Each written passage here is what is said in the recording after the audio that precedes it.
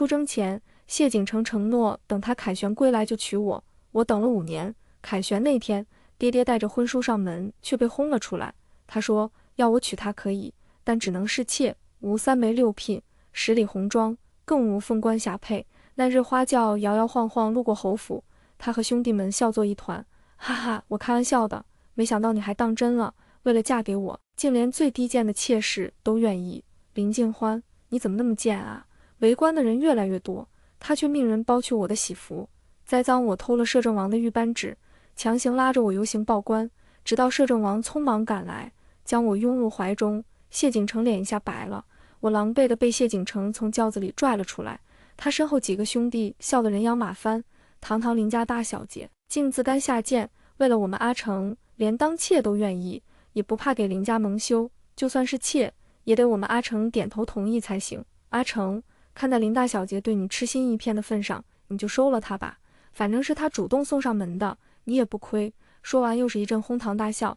我强忍着耻辱，下意识看向谢景城，谢景城捏住我下颌，带着羞辱的意味在我脸上拍了拍。林静欢，5年没见，你这脸皮倒是变厚了不少。纳妾的事情逗你玩的，听不出来？我不明白，当初是他说要娶我，是他叫我等了5年，食言的是他，我何错之有？我将涌到眼眶的泪意憋了回去，不想再徒增笑话。你们误会了，今天我要嫁的不是谢景城。众人又笑了起来，还有一位不屑地指着我，别装了，谁不知道你眼巴巴等了我们阿成5年，这都一把年纪了，该不会是嫁不出去才缠着我们阿成不放吧？谢景城一脸恍然大悟。林静欢，要是真的嫁不出去，我这么多兄弟，看上哪个了随便挑。说着，他随手指了一个又老又瞎的士兵，这个怎么样？虽然瞎了一只眼，但在战场上奋勇杀敌，也算是有功之臣，配你绰绰有余了。阿成，你真是个人才，一个瞎子，一个傻子，简直绝配！哈哈哈。阿忠，侯爷给你指的媳妇怎么样？还满意吗？那个叫阿忠的士兵红着脸瞅了我一眼。俺听侯爷的。奚落嘲笑声不绝于耳。我只是静静地看着谢景城，不明白这5年到底发生了什么，他为什么会变成现在这个样子。我与他自小相识，第一次见面他便指着我，要我给他当媳妇，还偷偷把侯府的传家玉镯给了我，吓得爹娘连夜托人还回去。从小到大，他都是我的守护神，甚至曾经一个纨绔只是摸了一下我的发丝，他便将那人双手打断，气得老侯爷抽了他一顿，将他丢入军营历练。出征前，他从军中跑回来拉着我说，欢欢，等我回来一定风风光光迎你过门，你要是敢嫁给别人，我就把那男人剁了。那些话还言犹在耳，说的人却已经变了。谢侯爷好意，我的婚事就不劳各位费心了。谢景城一个好友突然拉住我，要是对阿忠不满意，看我怎么样。你虽然年纪大了点，但模样还行。阿成既然对你无意，还不如跟了我，我最是懂得怜香惜玉了。说着，那人双手暧昧地在我手上摩挲，恶心的我一把将手抽回来。丫鬟见我受辱，正托侍卫冲上来，大胆，我家小姐可是未来摄政王妃，岂容尔等放肆？你说什么？摄政王妃？谢景城笑得眼角溢出一滴眼泪，不过是我谢景城不要的一双破鞋，居然还妄想成为摄政王妃。他身后那群兄弟更是笑得直不起腰。摄政王何等人物，岂会看上你这种倒贴的玩意儿？也不掂量掂量自己几斤几两，要是因此坏了摄政王名声，你们担得起吗？江月走过来，正好看到这一幕。阿成，你们在笑什么？谢景城趴在他肩上，笑得一颤一颤。林静欢说她是摄政王妃，哈哈，不行了，笑得我肚子疼。江月惊诧地看了我一眼，也笑了。林姑娘，纳妾的事情我都听说了，这件事是阿成的错，我代他向你道歉。早就听说谢景城凯旋那日带回来一个女子，极尽宠爱，想必就是她了。刚要收回目光，视线不经意瞥到她手上的镯子，我愣了一下，没想到谢景城竟连这个也给了她。注意到我的视线，谢景城把玩着江月的手，月儿，你这可就冤枉我了，我不过跟他开个玩笑，谁知道他竟真的坐上花轿要嫁给我，我也是很苦恼的。兄弟们纷纷附和，是啊，嫂子，是他癞蛤蟆想吃天鹅肉。知道我们阿成如今是圣上跟前的红人，一回朝马上就缠了上来。你可是在战场上救过我们阿成性命的，阿成说过这辈子只爱你一个，绝不会纳妾，你就放心吧。所以这就是他食言的理由。也对，竹马之情怎抵得上救命之恩？江月同情地看着我，林小姐，我知你与阿成青梅竹马，难免对他生出一些非分之想，但那些都过去了。如今我与阿成两情相悦，还望你莫再纠缠。谢景城还没说什么，他的兄弟轻蔑地推了我一把。江月，你就是太善良了，跟这种贱人废什么话，将他打回去便是。若是因为他坏了你和阿成的婚事，我第一个不答应。我被推的一个踉跄，你人还有3分脾气，我气得攥紧拳头。我说了，今天我要嫁的不是谢景城，我是摄政王钦定的王妃。诸位若是不信，前去观礼便是。话刚落地，谢景城猛地推了我一把。林静欢，还演呢？你说自己是摄政王妃，迎亲队呢？摄政王呢？你倒是叫出来让我们看看啊！吹牛之前也不找个好点的借口。谢景城力气大，我被他一推，额头重重磕到地上，立刻见了红，凤冠也歪了。江月呀的一声，阿成，别这样，姑娘家虚荣些，想攀高枝可以理解，这么多人呢，好歹给他留点面子。江月看似替我说话，却句句都是贬损。谢景城兄弟更是朝我呸的一声，就算摄政王要娶妻，也必是高门贵女，怎么可能是你这种嫁不出去还倒贴的舔狗？什么摄政王妃，我还说我是驸马呢，吹牛谁不会？哎，你们别说，林静欢为了嫁给阿成可是下了血本。瞧瞧这身嫁衣，一看就是珍宝阁的上等货，最少值这个数。谢景城一个兄弟指着我身上的嫁衣比了一个手势，霎时所有人的目光都落到我身上。江月眼中满是艳羡，谢景城见状不屑地嗤了一声，珍宝阁算什么？将来我与月儿成婚，定要为他找全京城最好的绣娘，绣制一件独一无二的嫁衣。江月扑进他怀里，阿成，你对我真好。我恍惚想起，及笄那年谢景城也曾许诺，要让我穿上最美的嫁衣，成为全京城最美的新娘。而今他把这些都给了别人，没待我从地上爬起来，谢景城下一句又将我重重砸到地上。林静欢，你还嫌不够丢人吗？还不快把这身衣服脱了！我难以置信地看着他，你说什么？谢景城居高临下看着我，你穿这身衣服站在我侯府门前，不知道的真以为我谢景城今日纳妾，未免别人误会，把衣服给我脱了。若不是这是前往摄政王府的必经之路，他以为我愿意从他门前经过。我更没想到，我与他即使没有儿女私情，也有竹马之意，他竟如此羞辱我。见我迟迟没有动作，谢景城不耐烦地招了招手，你要是不脱，我可就让人帮你脱了。话落，两个士兵一脸淫邪地朝我走过来，我脸色一白，谢景城，你不能这么做，要是让摄政王知道，绝对不会放过你的。谢景城像听到什么笑话，事到如今你还嘴硬，摄政王是吧？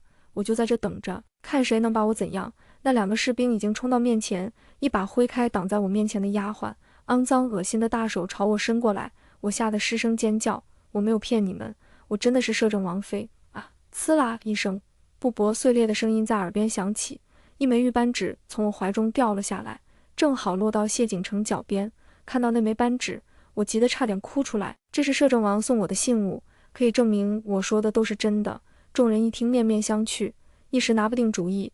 谢景城盯着那枚扳指，好生研究了一会，突然唇边溢出一声冷笑：好你个林静欢，竟然敢偷摄政王的东西，你该当何罪？我叔弟瞪大眼，我没有，这真的是摄政王送给我的。那日谢景城将爹爹赶出府中，爹爹气得一病不起，林家更是沦为全城笑话。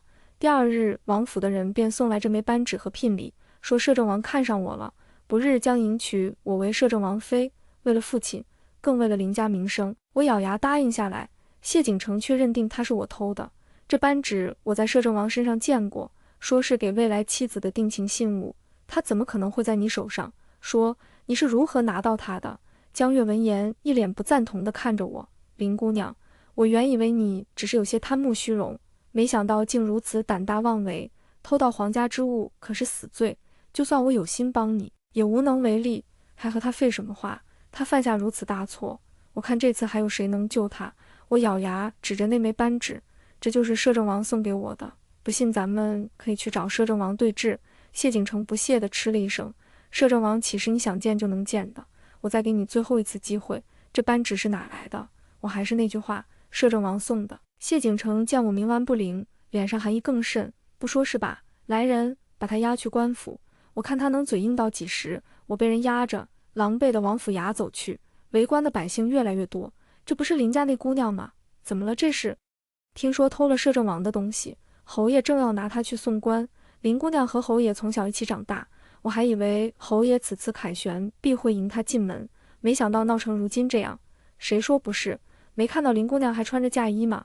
听说她设下颜面要给侯爷做妾，人家没看上，周围异样的眼光不断落到我身上。正当我绝望之际，一阵纷沓的马蹄声响起，不多时，一个高大挺拔的男子驾着马稳稳停在众人面前，开口时声音冷得像淬了冰。混账，你们在干什么？有人认出他来，膝盖一软，吓得跪倒在地，还有不识相的凑到他面前，想要邀功。王爷，这林尽欢偷了您的扳指，如今人赃俱获，您看如何处置？我一抬头，视线直直和他对上，厉寻神色骤然一冷，一鞭子抽到那人脸上。放肆！这是本王送给未来王妃的东西，谁说是他偷的？原本还等着看我笑话的众人，一时间脸色煞白。王爷，您这话什么意思？您是说这扳指是您送给林尽欢的？她真是您的王妃？厉寻重重哼了一声，意思不言而喻。谢景城猛地抬头，脸上血色一下子褪去。怎么可能？王爷，您一定是在和臣开玩笑。您是何等身份？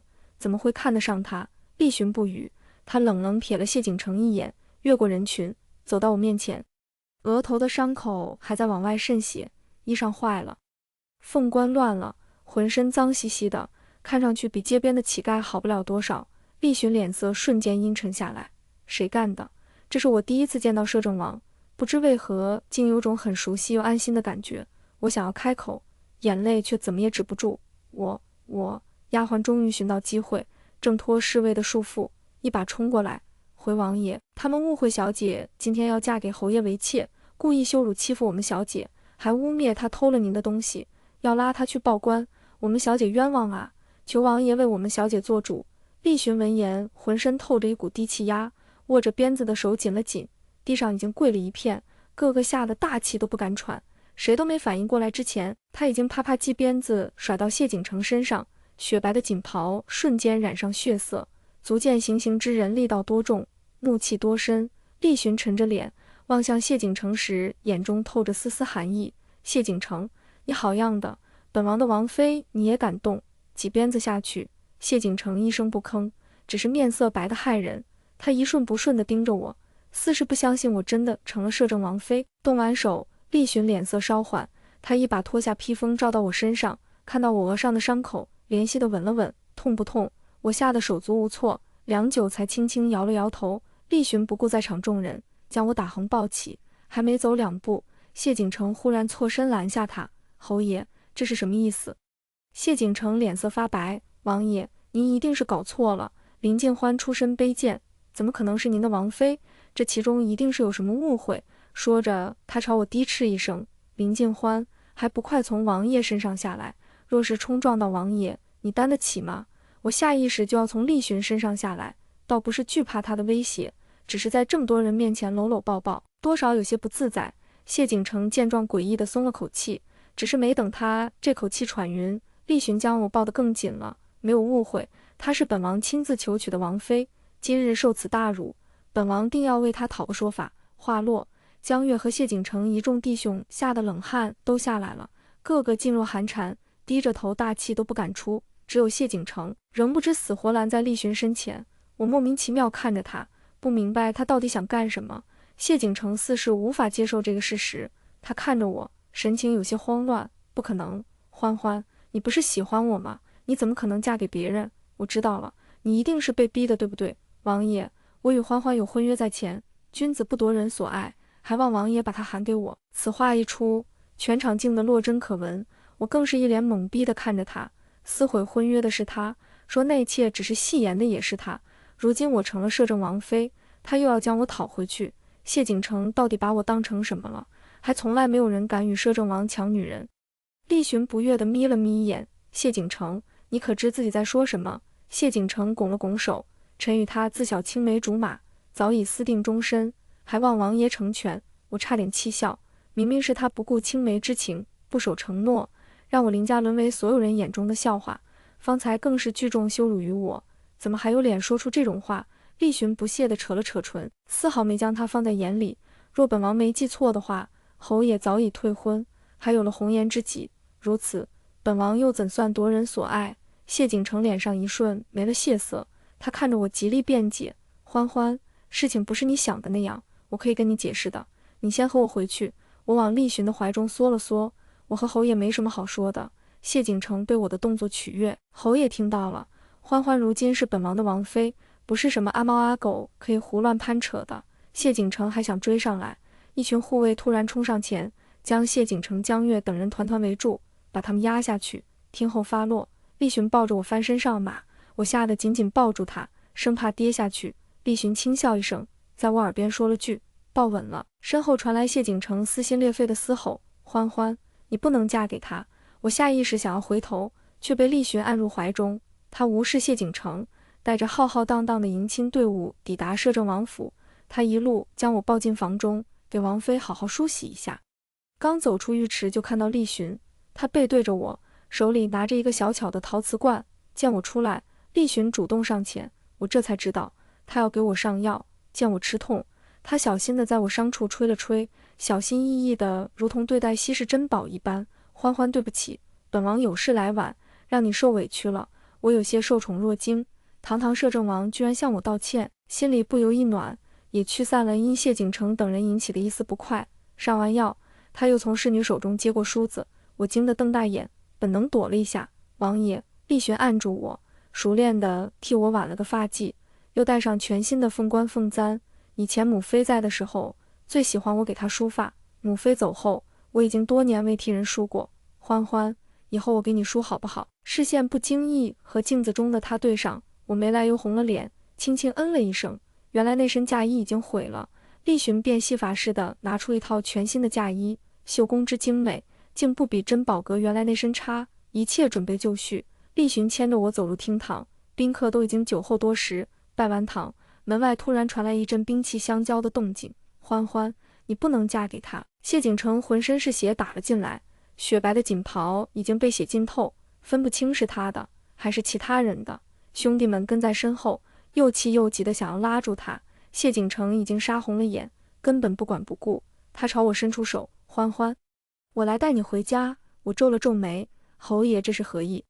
谢景城想来拉我：欢欢，你不是想嫁给我吗？我答应你，我们这就回家。喜堂我已经让人准备好了。谢景城没能碰到我，厉寻将我挡在身后，护得严严实实。听到他的话，我不由好笑：侯爷，我已经嫁人了。以前我确实很想嫁给他，可自从他当众下了爹爹面子，害他气急攻心，差点死去，又让我乃至整个林家沦为笑话那一刻起，我便已经对他死了心。谢景城急得眼都红了：这根本不算，欢欢，你爱的是我，只有我才能给你带来幸福。我不知道他哪来的自信，人多嘴杂，我不欲与他多言。谢景城，回去吧，我是不可能跟你走的，你也不要一错再错了。谢景城不甘心地咬了咬牙，眼中满是愤怒和委屈。你不跟我走，是不是因为他？你是不是早就背着我和他勾搭上了？我气得浑身颤抖。先不说今日是我与摄政王第一次见面，再者就算我与他相识又如何？是他毁约在先，他有何立场质问我？厉寻不屑地笑了一声：我当侯爷是个顶天立地的真男人，没想到是个敢做不敢当，只会把问题推到女人身上的孬种。谢景城脸上一阵青一阵白，许是想起这阵子自己做过的荒唐事，捏紧了拳头，半晌说不出话来。厉寻不客气地下达逐客令：侯爷今日若是来喝喜酒的，我厉寻敞开大门欢迎；若是来闹事的，那就先掂量一下有没有那个命活着走出去。眼见厉寻已然动怒，他那几个兄弟上前想强行把他架走，谢景城拼命挣扎，将气都撒到他们身上：别碰我，都怪你们，要不是因为你们，欢欢怎么会嫁给别人？我一脸不解，不知道他这话什么意思。谢景城却突然挣脱他们，扑通一声跪在地上：欢欢，我真的知道错了，我只是太爱你了，我怕这5年你会移情别恋，他们便想出这个馊主意让我考验你。我只是想证明，不管过去多久，不管怎样，你都会永远爱我。我没想到你会因此死心嫁给别人。欢欢，我没骗你，喜堂我一早就备好了，我是真心想要娶你的。我只觉一股怒意直冲脑门，我怎么也想不到，我这阵子受到的所有屈辱和痛苦，竟是源于这么荒唐的一个理由。为了证明我对他的爱，他丝毫不顾我的名声与处境，甚至把我和整个林家当成猴子耍。这样自以为是的爱太恶心了。或许我早该知道，那个处处护着我，说要把全世界最美好的东西都捧到我面前的少年已经死了，被岁月无情杀死了。谢景城见我走过来，面上一喜，欢欢，我就知道。啪！我一巴掌甩到谢景城脸上，打断了他未尽的话。这巴掌是为了我爹爹，他一直是你孺子，你让他颜面尽失。躺在榻上差点没挺过来，谢景城脸颊高高肿起，嘴唇却白得没有一丝血色。啪！我扬手又给了他一巴掌，这一巴掌是为了我自己，真心错付，让整个林家跟着蒙羞。谢景城，从今日起我林尽欢与你恩断义绝。谢景城瞳孔猛地缩了一下，他不敢相信自己听到了什么，满脸惊恐地看着我。欢欢，不是这样的，我从来没想过要伤害你，这都是误会，我真的不知道事情会变成这样。你可以打我骂我，但求你别离开我。我厌恶地看着他，现在的他早已激不起我丝毫怜悯和同情。江月不知道听了多久，突然冲过来想把他拽起来。阿成，别求他，你还有我，我永远都不会离开你，跟我回去吧，我们拜堂，我愿意嫁给你。谢景城却一把将他推开，滚，这辈子我的妻子只会是他，你以为你是什么东西，也配和他比？江月含泪瞪着他，谢景城，别忘了我救过你，你答应要娶我的，你怎么能够食言？谢景城双眼泛着红光，像看着什么脏东西一样看着他，你以为我不知道，那日在战场上救我的人根本就不是你，要不是留着你还有用，我早将你一脚踢开。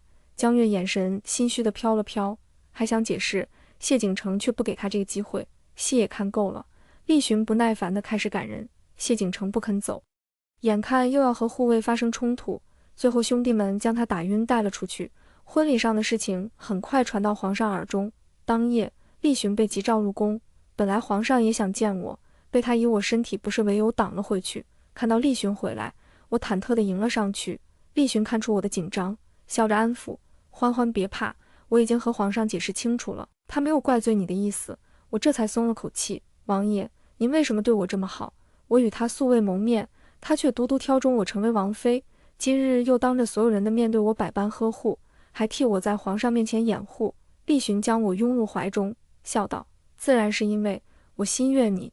我的脸一瞬就红了，又听他道：欢欢，今日其实不是我们初次相见，之前你曾救过我。我努力想了想，却怎么也想不起来，直到他提示江南、州府，我浑身一震。那天晚上的黑衣人是你。厉寻点了点头。2年前，我奉命前往江南查案，途中遇到埋伏，身受重伤，无意间躲进州府，在那里遇见了你。若不是你，本王可能就折在那了。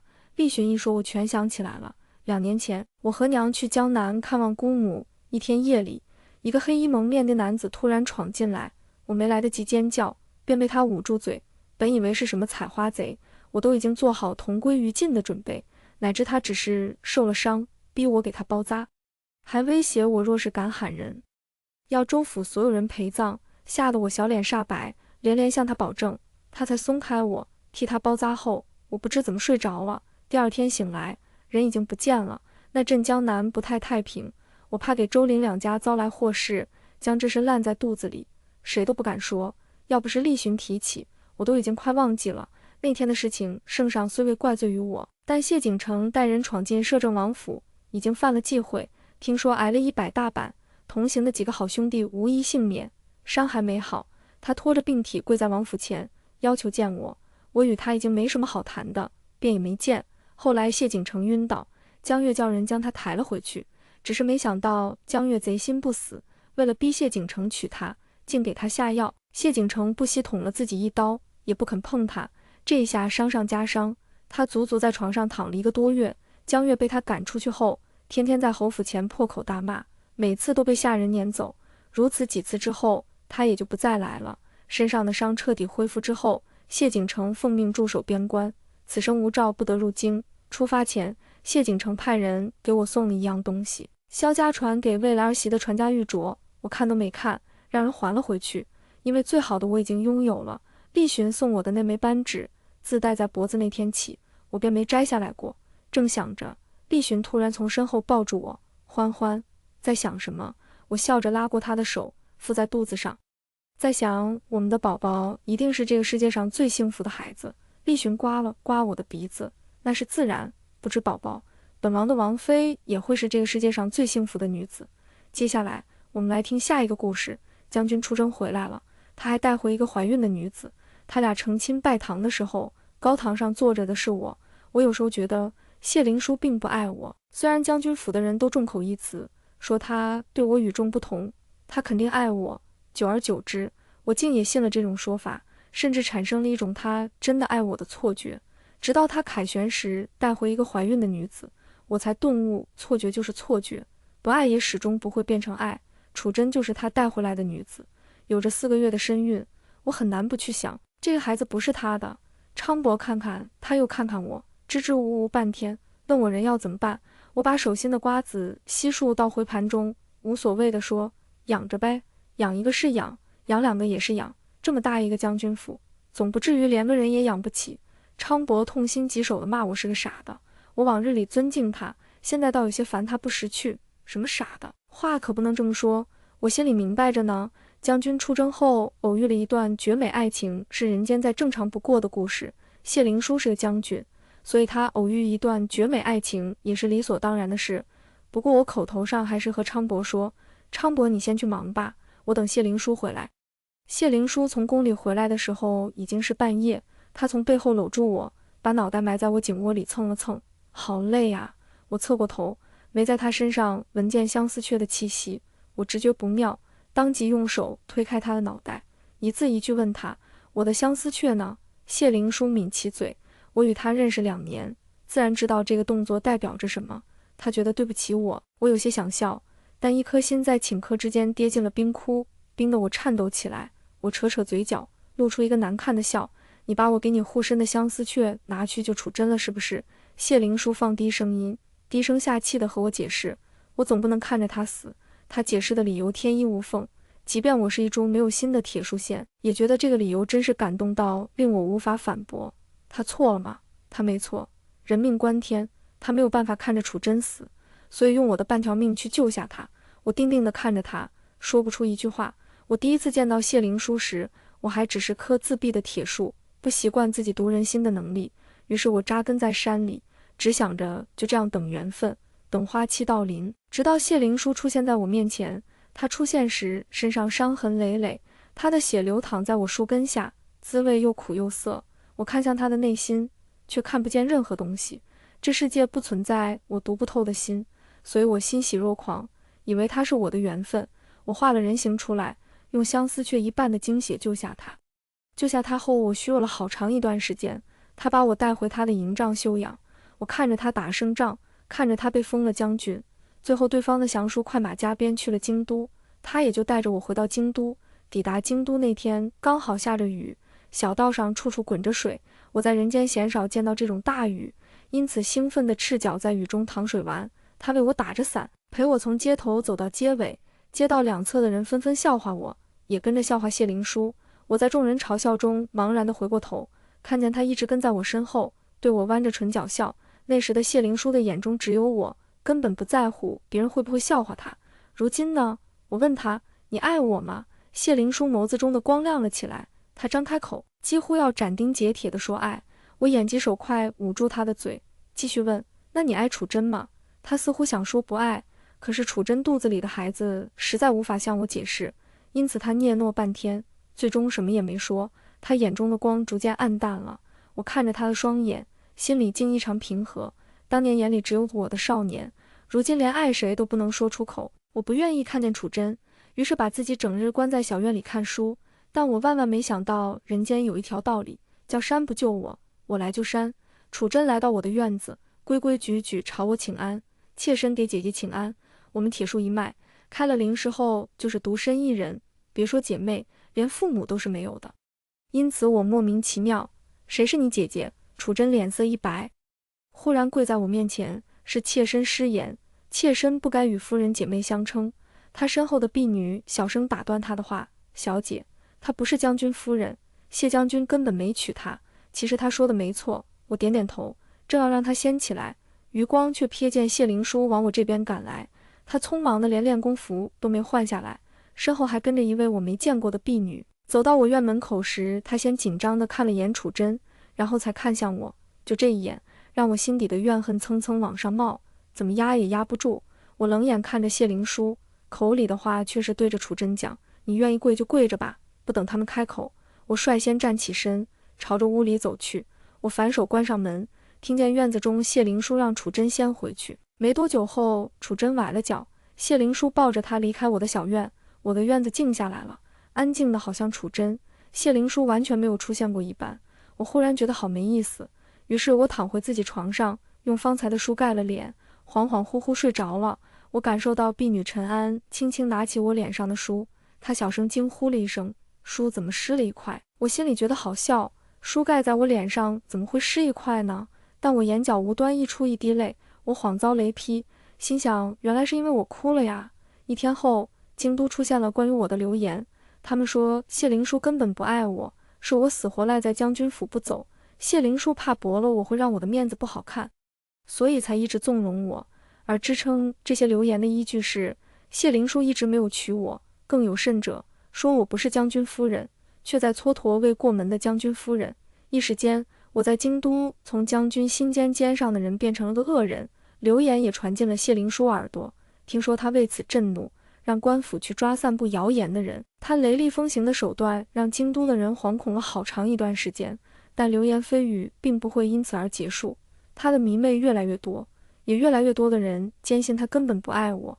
陈安把事情转述给我的时候，我正躺在躺椅里晒太阳，不知道是不是花期要到的原因，我最近总觉得有些困。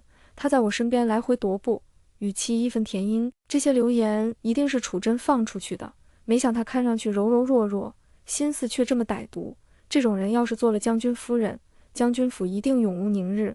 我打了哈欠，用脚有一下没一下地点着地，慢慢摇着躺椅。我学着谢灵书对手下的语气说：“操着这么多心做什么？你要是闲得没事，就去把院子里的落叶扫了。”陈安撇撇嘴：“我才不扫呢，我只伺候穗小姐，其他的事有其他人去做。”我被他这话逗得醒了神，我笑骂他：“那你还不快去拿书来读给我听？”他便去房里取了画本，老老实实坐在我躺椅面前替我念书。陈安的声音温温柔柔，听起来实在舒服。没多久，我就陷入了半睡半醒的状态。我听见谢灵书来到了我的身边，他接过陈安手中的书，用极低的声音说：“我来吧，你先去忙。”于是，一阵窸窸窣窣的动静后，念书人换成了谢灵书。他一边替我念书，一边用手替我摇晃着躺椅。我想睁开眼，但眼皮子沉得像拖住了几百年岁月，让我无力睁开。故事念到最后，谢灵书俯下身，在我额头上轻轻落下一吻。谢灵书向我求婚了，她拿着一个小红木匣子，单膝跪在地上，问我愿不愿意嫁给他。红木匣子实在小，只有我半个手掌心大。我打开它，发现里面放一枚戒指，戒指形状有些奇怪，最上面有一颗指甲盖大小的透明石头。谢灵书说这叫钻戒，是他故乡的婚嫁习俗。我没有拿起它，而是问谢灵书：“你为什么要娶我？”我对人间的所有认知，全来自谢灵书的教导，包括婚姻。在谢灵书还没回京都的时候，我随着他们一起行军，有回路过一个小镇，镇上有对新人成亲，他们挽留谢灵书喝喜酒，希望谢灵书沾了新人的福气后能平平安安。彼时我对什么都很稀奇，我见谢灵书这杯酒喝得很开心，我以为是什么人间美味，于是我偷偷尝了一口，却被酒苦到皱眉吐舌。酒实在难喝，又苦又涩又辣。后面大军在小镇中留宿一夜，谢灵书作为将军被安排在新房林院，我自然是和谢灵书一起。晚上我们俩都没有睡着，谢灵书索性带我上屋顶看星星，我们俩倚靠在一起。谢灵书问我：“阿穗，你想不想成亲？”这是我第一次接触到成亲，然而我不懂这代表着什么。我问：“成亲是什么？”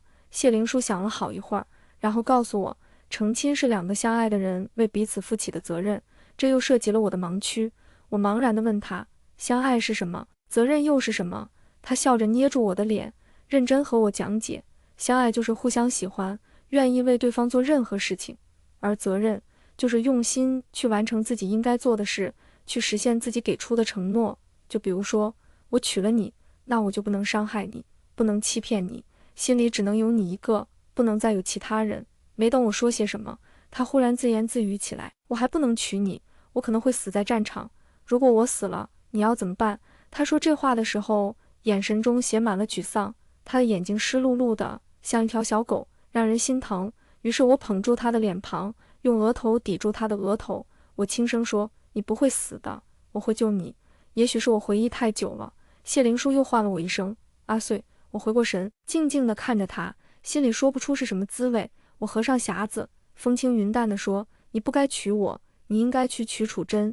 谢灵书抬起头，脸上写满不可置信，你说什么？他明明就听明白了我的话，却偏偏要我再复述一遍。我忽然有些恼火，提高了一些音量，我说，你应该去娶楚真，你告诉我，成亲是责任，责任是一心一意，你既然要娶楚真，为什么又要娶我？谢灵书猛然站起身，他站得太急，人立马踉跄着往后退了2步，他试图和我解释，我是这样说过没有错，可我只爱你呀，长穗，我只爱你，你如果爱我，那楚真肚子里为什么会有你的孩子？我终是心软了，我试图给他找台阶下。谢灵书，你说过爱不会有欺骗的，那不是。他忽然哑了声，我看着他脸色变得惨白，看着他眼中流淌出的我看不懂的情绪，他兀自抿唇，好半会儿后他才卑微地说，阿穗，你给我放次烟花好不好？放烟花是我们之间一条不成文的规定，如果有一个人生气了，那另一个人就要为他放烟花，烟花结束后，气也随着烟花一起消失，从来都是谢灵书为我放烟花，倒也不是说我从不惹他生气，只是他每次生气都会先低头向我认错，无论是不是他的错，他不说还好，他一说，我心里的火又开始往上冒了。他拿我的相思却去救楚真都没向我道歉，凭什么现在要我给他道歉？我冷笑一声，我没有错，我不会给你放烟花。他曲起来的拳头松了又紧，紧了又松，最终还是他低头了。我会娶楚真。他走的时候红着眼，倒像我欺负了他一样。谢灵书和楚真成婚那日，楚真的婢女前来请我喝喜酒，话本故事正讲到高潮，我往后翻页书，随口回他说，想去我自己会去。婢女回了句的是，走的时候却故意放慢脚步，阴阳怪气地说，有些人还以为自己是将军夫人呢，在这摆什么架子？我叹了口气，心想楚真虽然长得好看，但选婢女的眼神确实不怎么好。瞧着素质低下，见我没反应，他居然还拔高了声音，要不是当初救了将军一命，这将军府哪容得下他呀？同样是被救，怎么今儿娶的是我家小姐呢？我平日里什么都不上心，唯有这一件事一直是我的雷区。铁树一脉生来冷漠，所以才需要等缘分开花，修成正果。我来人间是找缘分的，缘分让我遇见谢灵书，所以我愿意跟着谢灵书回来。我以为我只要等到花期就可以了，但我不明白我们之间为什么多了一个楚真，为谢灵书做了2年的凡人，倒有些忘了我其实是一棵没有心的铁树。这一刻我顿悟了，我连自己的花期都没办法解决，为什么还要遵守谢灵书教给我的道理，去做一个凡人？我觉得好笑，事实上我也真的笑了出来。我合上书，从容不迫地开整齐衣服上的褶子，请我喝喜酒。好啊，我要喝他亲自敬的酒。婢女嘀咕着，你也配喝夫人敬的酒？我把手搭在他的肩上，我微微低下头，附在他耳边说，配呀，怎么不配？你们夫人还是用我心头谢旧的呢。别说一杯酒，就算是以后让他天天来给我敬茶，谢灵书也不敢说个不字。我说完，与他拉开了距离。可能是我态度转变得有点大，他惶恐地摔在地上，两腿打颤。我看着他的狼狈相，心里竟有一种扭曲的快感。我上前扶起他，笑得和蔼可亲，快点带路好不好？婚礼虽然准备得匆忙，该少的却都没少。我出现在正厅的时候，正厅里短促地沉寂了一下。谢灵书穿着喜服，见我进来，目光便一直跟随着我。我环视厅内一圈，发觉这个厅堂竟然没有一个空位可以容下我。我也不恼，物色好自己想坐的位置后，我拍拍对方的肩，轻声地问，可以把这个位置让给我吗？我好歹在京都算个名人。对方立刻站起身，把位置让给我。将军府下人见状，立即上前替我更换一套新餐具。喜娘看看我，又看看谢灵书，最后在谢灵书的示意下开口喊着，一拜天地。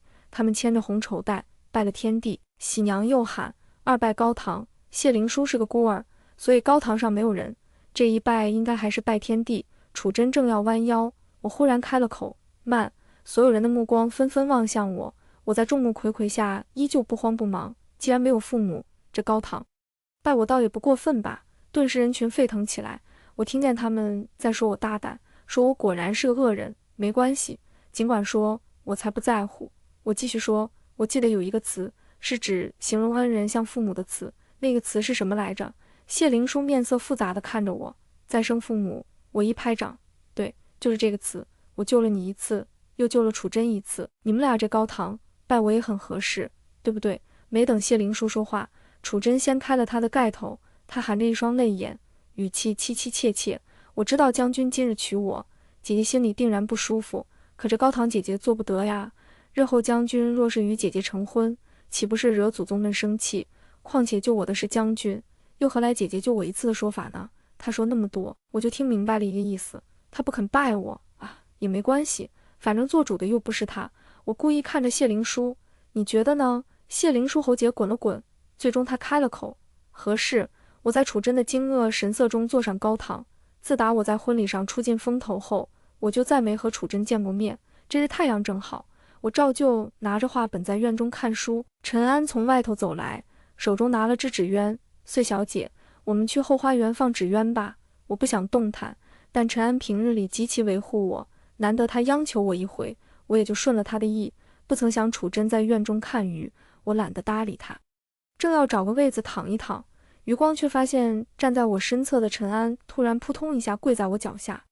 他颤抖着声音向我赔罪，眼神却频频望向楚真：“穗小姐，奴婢毕竟是将军府的人，夫人要我把您带出来，奴婢不得不从。”陈安好像在忏悔辜负了我的信任，不过他其实没有那么重要，我没有为他感到难过。楚真回过头，眉眼弯弯：“姐姐今日肯出院门了。”我叹口气，慢慢朝着他走去。他的脸实在很好看，我忍不住伸出手往他脸上轻轻地拍了拍。谁是你姐姐？来到京都后，我读人心的能力终于从被动变成了主动。不过在谢灵叔的要求下，我没有再主动读过别人的心，而拍到他脸的那一刻，我看到他的内心充满着对谢灵叔的怨恨。我一怔，楚真啪地打掉我的手：“穗小姐，你想做什么？”我还没从他的真实想法中回过神，不解地问他：“你为什么恨谢灵叔？”楚真脸色微变，不过很快他蹙眉，做足了一副可怜模样：“穗小姐怎么能这么说？我是将军就回来的，自然爱将军。”我不信，我伸手抓住他手腕：“你在说谎，我看见了，你恨谢灵叔救了你，你还不想要这个孩子。”楚真脸上的表情一滞，半晌之后，他挣脱我的手，露出一个意味不明的笑：“穗小姐，即便是真的，那又怎样呢？”他慢慢贴近我，用只有我们两人能听到的声音说：“对，我恨谢灵叔，我恨这个孩子，我也恨你。听说救我的那个东西对你很重要，这么说也确实算你救了我一命。我恨你也是应该的，对吧？”楚真抓住我的手，把我的手贴在他心口处，他心口处确实有一种熟悉的感觉，我很快就感受出那是相思雀的律动。他轻蔑地笑着：“你听，我的心跳动得多欢快啊！”我缓缓屈起手指，指甲立即化成针叶抵在他胸膛。我冷着一双眼，毫无感情。既然你不爱谢灵叔，那你也不配用我的心头血。针叶划破他的衣裳，划破他的皮肉。楚真感受到了疼，他慌忙往后退，可他忘了他身后是栏杆，是池塘。他整个人跌入池塘，在水里挣扎得厉害。楚真的婢女尖叫着：“来人啊，快来救救夫人！”夫人被穗小姐推下池塘了。与此同时，我听见谢灵叔的声音：“长穗。”好奇怪，我居然从他声音里听出了生气。谢灵叔顾不上我，当即就跳下去救楚真。很快将军府乱成一团糟。我站在栏杆边，不知谁伸手把我拨到一侧，我脚下一个踉跄，险些摔在地。陈安立刻上前扶住我，他小声地问：“您为什么不下去救他？只要您下去，夫人这招就行不通了。”我把胳膊从他手里抽出来，反问他：“他自己愿意在水里待着，就在水里待着；他不想要孩子，就不想要孩子，那都是他的事。为什么我要下去救他？”楚真被救上来时，两腿之间有血色晕开，立即有大夫上前替他把脉。夫人这胎怕是保不住了。谢灵叔要抱着他离开，我上去拽着谢灵书的胳膊，不许他救楚真，为什么要救他？他明明恨你。他深呼吸一口气，你放开手。我没放，我不明白，不是只有相爱的人可以成亲吗？为什么他恨你，你也可以和他成亲？谢灵书，他恨你，他也不想要这个孩子。楚真闻言抬起头，他两手搂住谢灵书的脖子，含泪看着我，姐姐如果不喜欢这个孩子，我不要便是了。谢灵书额头突突地冒出青筋，他几乎是咬牙切齿地说，长穗，你想要污蔑他，也要找个正当的理由。你如何知道他不想要这个孩子？又如何知道他恨我？我愕然，觉得自己好像听错了。我当然知道，我有。待会我送你去别院，你该好好冷静一下。他等不及我说完，发狠似的留下这一句话，就抱着楚真大步流星地离开了。我呆愣在原地许久，感受到自己心口颤了一下。别院是谢灵书亲自送我去的，站在别院门口时，他亲手替我整理着衣领。阿穗，别对楚真动手，我都看到了，你想要挖他的心，到现在他还在维护楚真，我匪夷所思。他又不爱你，所以我要取出我的相思雀，这有什么问题吗？谢灵书的手一顿，他将我的鬓发别在耳后，声音中有些疲惫。他如果死在将军府，我要怎么和外面解释你的存在，解释你是一棵铁树，而不是一个人？阿穗，你来人间2年了，多少也应该知道，人有排异心，一旦知道了你不是人。他忽然用手扶住我眼睛，然后他低下头，蜻蜓点水般在我唇上印上一吻。我不该跟你讲这些，这些应该是我要处理的事情。搬进别院后没几日，天下起了下雨，我神色恹恹地伏在窗框上，伸手去接窗外的雨。豆大的雨滴从檐下溅进我手心，冰得我浑身一颤。4月的天，雨冷得像从井里泼出来的。陈安端着托盘从回廊那头走来，穗小姐，喝点热汤吧。纸鸢那件事后，谢灵书想换掉陈安，我没让。左右是个伺候的婢女，没了她还会有其他人。我虽然留下她，却也没有去读过她的心，答应了谢灵书不窥探别人的隐私，我总不能反悔。汤被舀在小碗中，他端碗的手有些抖，我接过汤，随口问他，你怎么手抖得这么厉害？他短促地啊了一声，两手不知所措地叠在一起。奴婢方才被烫了一下，所以有些抖。见我要喝，他匆忙喊住我，穗小姐。我不明所以地看着他，他眼神犹犹豫豫，忽然提起了纸鸢那件事。当时奴婢带您去池塘时，您恨奴婢吗？为什么要恨你？我又不在乎你。陈安脸色瞬间变得很难看，他怔怔地看着我。好半会儿后，他闭上眼，往后退了一步。穗小姐，小心烫，汤里不知掺了什么，苦得很。我喝了2口，终于喝不下去，不喝了，苦。陈安眼睛不知为什么红了，他手忙脚乱地抹了下眼睛，然后接过碗，对我说，奴婢先下去了。穗小姐，您睡会吧，我其实不困，可一个人坐在窗边听雨声，到底有几分倦意。我用手掩着嘴打了个哈欠，脑子却忽然灵光一闪，想起自己第一次见到谢灵书，原来不在深山中。我刚到人间那天，天阴得厉害，风呼呼地刮着，吹在身上又冷又疼。族中长辈的话犹在耳侧，长穗，我们铁树一脉，自古以来都要在人间等缘分开花，去了人间，便不像在族中这么随心所欲。你要一举一动模仿着人的习性，避免被他们认出你不是人。后面还说了些什么，我记不太清，只记得我站在街上，学着凡人行走时，不停地有人对我指指点点。这么冷的天，就穿着一件单衣在外头走，这姑娘可怜见的，连鞋都没有，不会是个傻的吧？我停下脚步，认真地问她，傻是什么？大婶倒吸一口气，真是个傻的，去，走开些，别沾了会气到我这。有个老乞丐上前把我护在身上，朝着大婶的摊子啐了一口，呸，李麻婆，做人要有良心。他把破碗里的包子给我，怎么一个人在外面？你父母呢？都不管你了。哎，我也是好心，这样吧，这个包子先给你垫垫肚子。他说他是好心，可我看到他心里想着把我卖去勾栏，能换5两银子。我接过包子，问他勾栏是什么？为什么要把我卖去勾栏去？他的脸立刻变得五彩缤纷，不过他很快又反应过来，笑着和我说，勾栏是个好地方，有吃有喝，还有衣服穿。他面上笑着，心里却在骂我傻子。我想这不是什么好词，于是我拉下脸说我不去。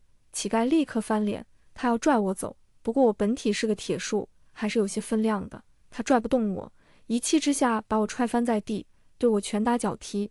边上围过来很多人，没一个人来扶我。我在心里默念着长辈的话，你要一举一动模仿着人的习性，避免被他们认出你不是人。他打我，所以我也可以打他。我从地上爬起来，动作快到老乞丐措手不及。我握紧拳，准备往他心口砸去。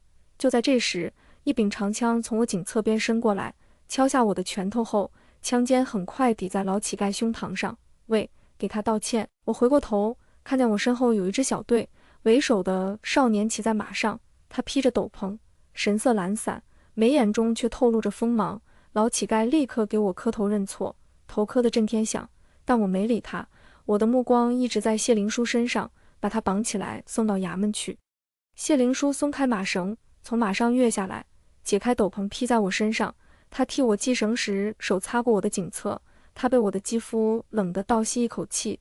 铁树嘛，肌肤冷是正常的，他显然觉得这是不对的，于是一把将我抱起，不停地和我道歉，和你有肢体接触是我不对，不过我得带你去买身衣服，再买一双鞋，不然大冬天的你得冷死在街头。那时候我听到街上所有人议论纷纷，有人说他是最近声名鹊起的参将谢灵书，有人说我搭上他之后可算有了好日子过。在这么多人的心声下，我居然忘了我没有听见谢灵书的心声。他为我买齐衣物，又给我塞了一小袋银子。天开始下雪，他目光在我肩上转了又转，最后他挠挠脑袋，问我斗篷能不能先还给我。我以为斗篷是指他给我买的东西，于是我把包裹塞进他怀中，与他大眼瞪小眼。谢灵书尴尬又不失礼貌地把东西还给我，小声地嘀咕着，算了，没有斗篷也冷不死。他的部下在前方与他招手，头走啦，马上来。谢灵书应道。他帮我把冬帽戴上，黑压压的冬帽挡住我一半的视线。我仰起头，想要看谢灵书，但谢灵书笑着把手放在帽顶，把帽檐压得更下了。小心些，别着了凉。他翻身上了马，随着小队一同向北方走去。他的身影越走越远，雪也越下越大。我站在雪中站了一整晚。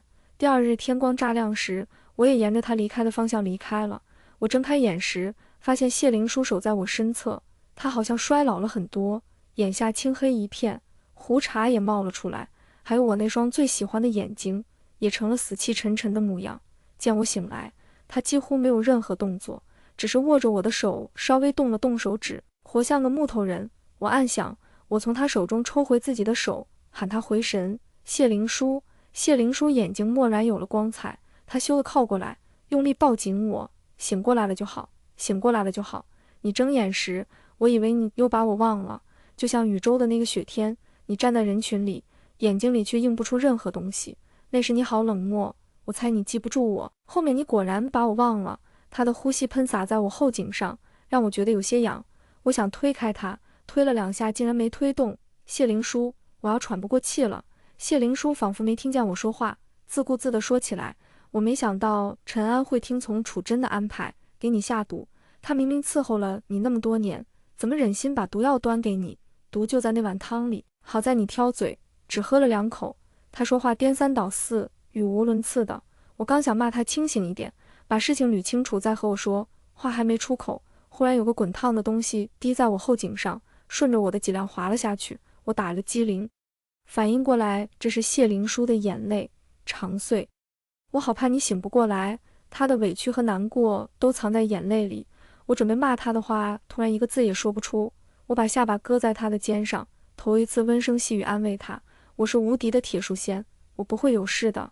窗外还在下雨，天色昏黑昏黑的，看不清楚时辰，而屋子里只有我们2个，没有其他人。我有些恍惚，有那么一瞬间，我以为自己回到了半年前，那时楚真还没出现，谢灵书还会和我撒娇，说他爱我，可我总是清醒得很快。外头响雷的时候，我推开谢灵书，清醒了就把事情说一遍。在谢灵书的讲述下，我了解了整件事情的来龙去脉。楚真用陈安亲妹妹的生命要挟陈安为他做事，先是把我引去院中，要栽赃我害他流产，再是给我下毒，想要我性命。谢灵书说我昏迷的那一刻，他心口仿佛被人刺了一刀，疼得厉害。他匆匆赶来，结果发现我昏倒在窗边，他把我安置在床上，紧急找了大夫，又发落了陈安，然后就没有离开过我身边。我昏睡了3天，他不吃不喝守了我3天。陈安的下落我没兴趣去关注，我早说过，他对我而言不重要。我关注的是楚真为什么要毒死我。一说到楚真，谢灵书立马又化身谜语人。我有时候真的很想撬开他脑袋，看一看他脑子里到底装了多少水。我实在是倦了他这个态度。你不愿和我说楚真，我就亲自去问他。你知道的，我总是说到做到。他沉默许久，终于松了口。其实我救了他2次。第一次是我带兵赶路时，看见街上土财主在强抢民女，我看不下去，于是把土财主打了一顿，嘱咐他日后小心些。他满心欢喜，还把珍藏了许久的平安符送给我，希望我能平平安安归来。那姑娘就是楚真。我第2次救她是在凯旋时，我看见有人跳河，我把她从水里救上来，但她几乎没有了气息，生死当头。我没想那么多，只想着你的相思却可以救我，自然也能救她一命。说到这时，谢灵书痛苦地闭上眼，他醒过来时，眼里恨意滔天。我这才知道，原来在我走后，土财主找上门，把他相依为命的母亲打死了。人在什么情况下才会选择自杀？我不敢想。阿穗，我对不起他，我对他有愧。这种俗套的故事我在话本里见得多了。我冷漠地打断他的话，我没有对不起他，他却想要杀我，因为他，将军，不好了。谢灵书话没说完，就有小厮匆匆忙忙跑进院子中，外面都在说穗小姐是妖，我是妖的消息在京都传得浩浩荡荡，每天都有人叫嚷着要杀了我。在这种人人恨不得我死的环境下，我那叛逆的花期终于来到了。铁树花期有1个月的时长，但没有相思雀的铁树，那不就只能等死了？我把这事告诉谢灵书时，他的神态更加颓废了。要怎么才能救你？其实办法是有的，但我知道谢灵书不会去做。我嗤笑2声，为什么要救我？我死了，谣言不就破了？谢灵书可怜兮兮地看着我，他在我面前总是露出这副卑微的模样。我怎么能看着你死？他这人说好听了叫心肠软，说难听了叫优柔寡断，成不了大事。我没想刺他，但我忍不住。是啊，你不能看着我死，你也不能看着楚真死，那怎么办呢？总要有个人死吧。面对我的生死，谢灵书比我还要焦虑。他原先就因为要顶着压力保下我，沧桑了不少，现如今又要为我的生死想办法。这晚他在我房内哭坐了一夜。第2日醒来时，我发现他白了2鬓。我从床上坐起身，与他对视。良久之后，我先垂下眼，我的心头血在楚真心口，你把他杀了，取回我的心头血，我就可以度过花期，活下去。他错愕地捏碎了桌子角，语气苦涩。我心中了然。你看，我就说他做不到。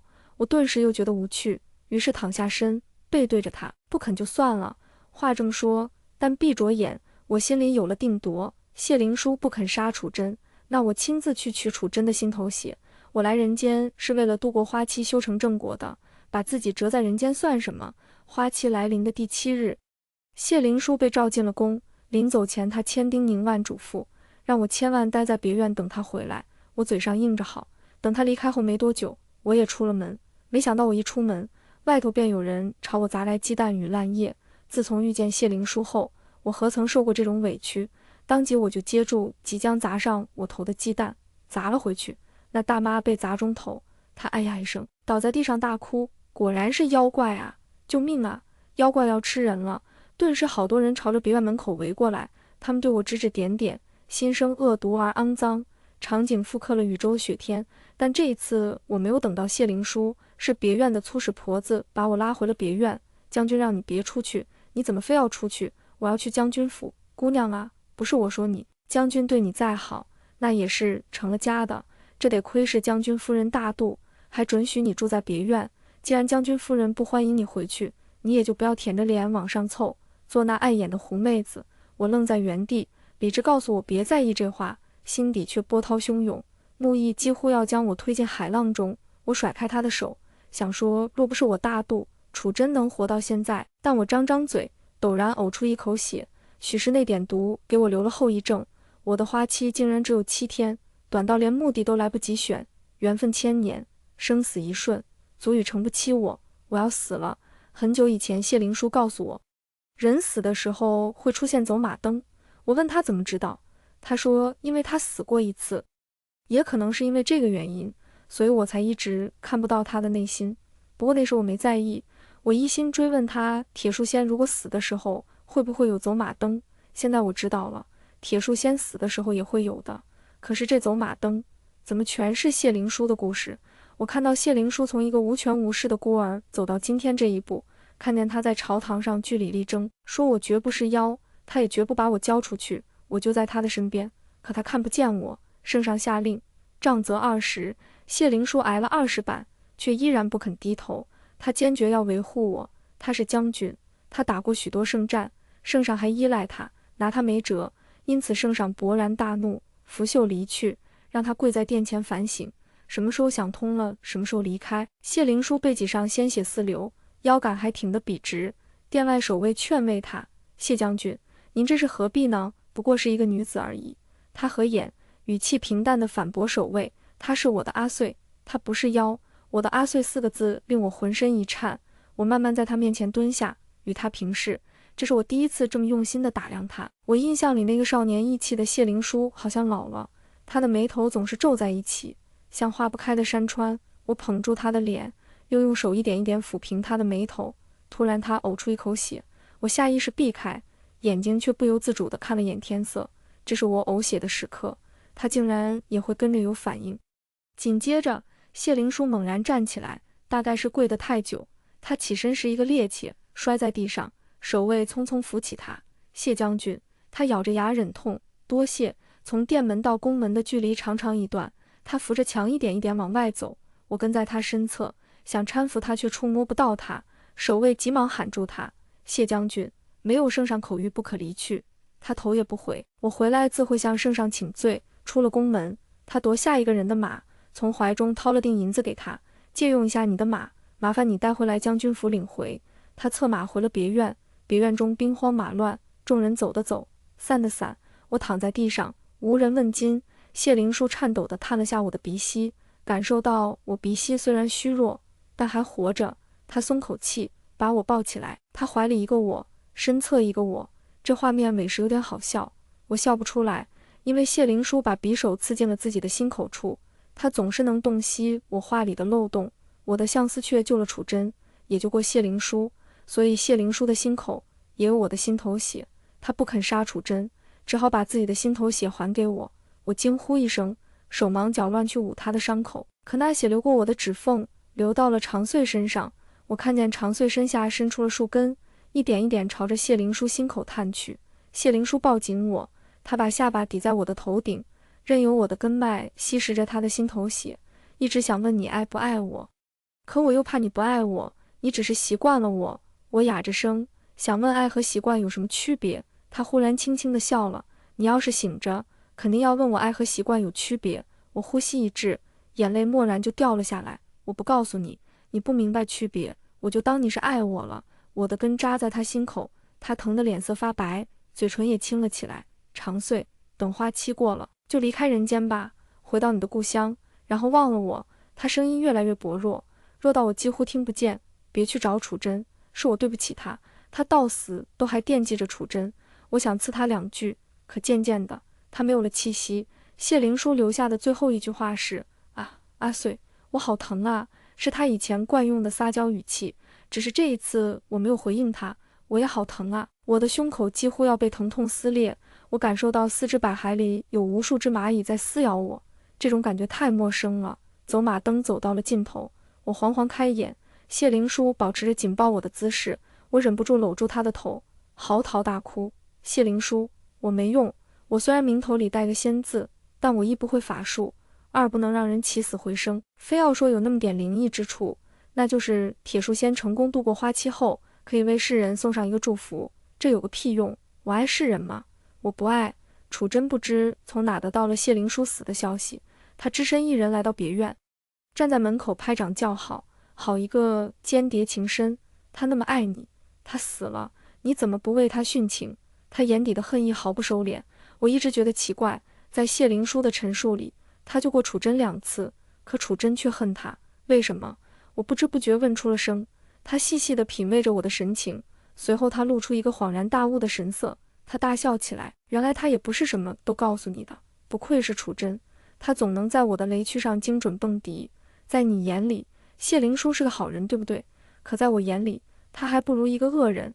我和我娘相依为命，辗转了许多地，好不容易在京城落了脚，结果我去抓药时被土财主看中，他要抢我做小妾。谢灵叔救了我，我那时是真的感激他，我还把我娘给我的平安符给了他，我希望他平平安安。像他这么好的人，就应该长命百岁，是不是？可我忘了，他不是本地人，强龙压不了地头蛇。等他走后，土财主心有怨恨，他又找上我，他要打死我娘。我求他停手，我愿意给他做小妾，只要他放过我娘。他在我家那个小院里，当着我娘的尸体，当着满院里所有人的面，强要了我。你猜他怎么说的？他说，像我这种婊子，只配几人玩一玩，连做小妾的资格都没有。他把我锁在小院，像锁住一条母狗。他声音忽然变得尖锐起来，救人就一半算什么？我的结局甚至比最开始还要糟糕。后面我怀孕了，土财主大喜，他以为我做了母亲，母爱会让我忍受所有不平，留在他身边把这个孩子生下来，于是解开了我的锁链。那天我虚情假意地劝他酒，那酒里我下了毒的呀，他毒发身亡，所有人手忙脚乱，我趁乱跑了出去。我不想要这个孩子，我也不想活了，我从护城河上跳下去，可我没想到，谢灵叔他又救了我。我恨他呀，他为什么不问一问我想不想活？我没想到楚真经历了这些，我一怔，眼中流露出怜悯。楚真厉声呵斥我，收起你那怜悯的眼神。我问，你既然不想活，为什么要跟着他回来呢？你完全可以找个机会。那两个字我没说出来。楚真没料到我说话一针见血，他茫然了小半会，忽然歇斯底里地笑起来。我不跟着他回来，如何能报复他？我就是要他看着心上人死去，我要他死。他的情绪变化虽然快，但我还是抓住了苗头。我顿悟，原来你爱上他了呀。我说，你怎么敢在这个时候来找我？原来你不想活了，想让我亲手杀了你。你知道他哪怕死，也一定会要求我别动你，对不对？我笑了笑，可我不是谢灵叔，我睚眦必报。我走近他，用食指点上他的额头，我祝你不死不忘，永远活着。他额头瞬间有纹路亮起，勾勒出一只相思雀的模样。那是我的祝福生效了，这祝福还是有能用的地方。我有些欣慰，我弯弯唇角，用唇语同他说，你想要我死，我却要你活着，我要你永远孤独，永远忘不了他。